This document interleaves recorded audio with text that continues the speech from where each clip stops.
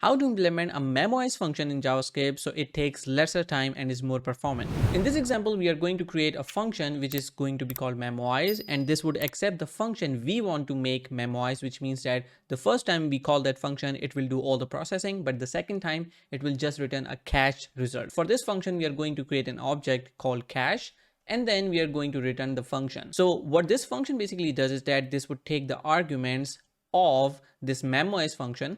Then to create this cache or this object should have a key and a value. So if the arguments are same all the time, we are going to take the argument string by basically doing a json.stringify and then use that as the key of the cache. If we already have a response, for example, you are using a sum function with number 1 and number 2. So if the sum function is called with the same number 1 and number 2, that would be the arg string and that should be in the cache. So if it doesn't exist in the cache, what we do is that we assign the result of the function call to the cache.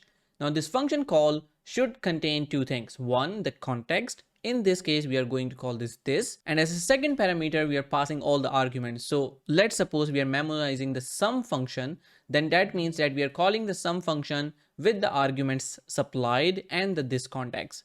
Once we have this done, we are essentially just returning the cached result. In case we don't have the cache result, then we call the function, assign it to the cache, and then return the cache.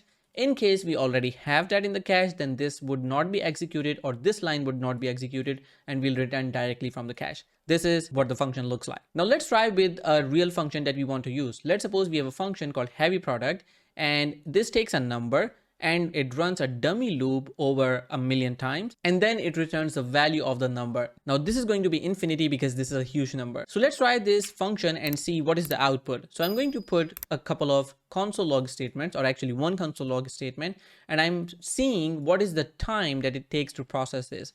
If I run this statement, you will see that the result is infinity, but the function call time is 41 milliseconds. This time would be different because of the state of the server REPL.it is running, but you can see that it's always above 5 milliseconds, for example. If I put another function call there, let's see what happens. Behind the scenes, you will see that always the second time it runs a bit faster automatically, but this is even without memoization. Now, if I try to memoize this function, I would do something like this. We are calling it memoized heavy product, and you can see that we are passing the heavy product function into the memoized function here. And once I start using the memoized heavy product, let's see what happens. If I run this function, you will see that the next function takes even lesser time, even less than 1 milliseconds. And no matter how many times I run this or rerun this, you can see that the second execution never goes above 1 millisecond.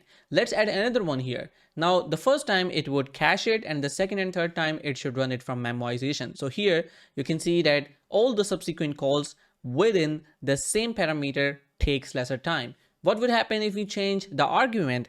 Then for the next argument, of course, it's going to run it for the first time, so it would take more time, and you can see it right here. So in this case, the first one took more time, the second one lesser, the third one sort of normal time. And that's pretty much it. I hope you liked this video. If you did, press the thumbs up button and also follow me for more.